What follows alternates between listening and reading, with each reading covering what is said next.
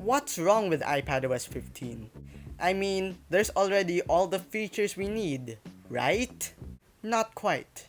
We are missing multiple Mac features such as app windows, being able to open up other file formats, and so much more. So here is what is entirely wrong with iPadOS 15. Starting with the major problems. First, as mentioned a while ago, iPadOS indeed lacks of desktop features or desktop mode like app windows similar to macOS and being able to open up other file formats such as .dmg or other file formats. And once attempted to open, it doesn't even try to open up the file, especially you can't properly eject your external drive on it, risking it to get corrupted. Which is why this is going to be a problem for those who will transition from the Mac to the iPad, as first, having desktop features like app windows or just completely desktop mode are much more flexible in terms of multitasking than multitasking on full screen due to the limited amount of features when on full screen, especially when you want to open up other file formats to get into an app just to transfer data in a game due to it not having Apple ID or Game Center support, or edit something in the app for any other reason, and when you surely don't want to be risking your drive to get corrupted, especially when there's valuable stuff inside it. And speaking of opening up more file formats and can't properly eject external drives, you also can't restore someone's or your Apple device just like how Macs can restore Apple devices, which could be a problem in the long run if your device gets locked and or require restoration by the use of a Mac or another device that has iTunes.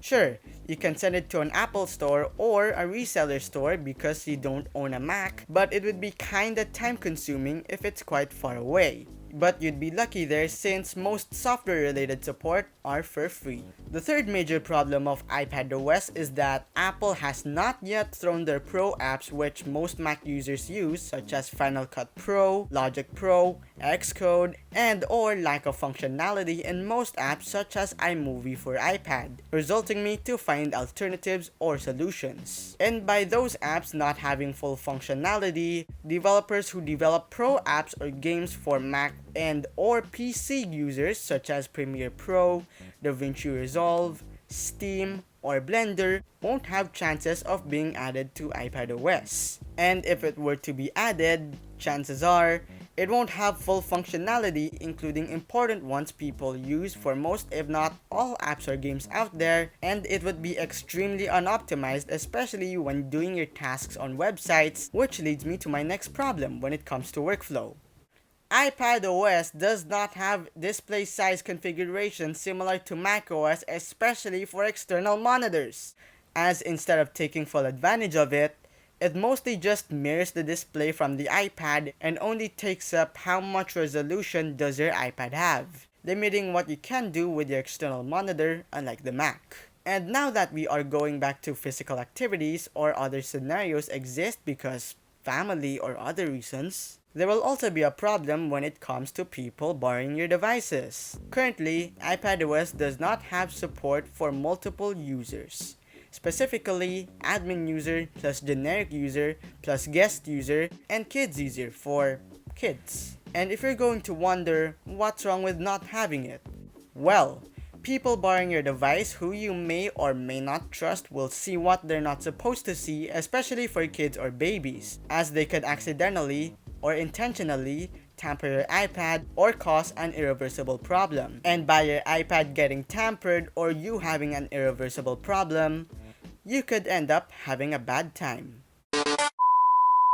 Moving on to problems that are side or cosmetic problems but aren't really problems, there's no screensaver feature. Yeah, sure. Although it is not needed for present day standards since iPads don't even use CRT displays, some people, like me, want screensaver on their iPads for privacy and cosmetic reasons, which would have looked as beautiful as this.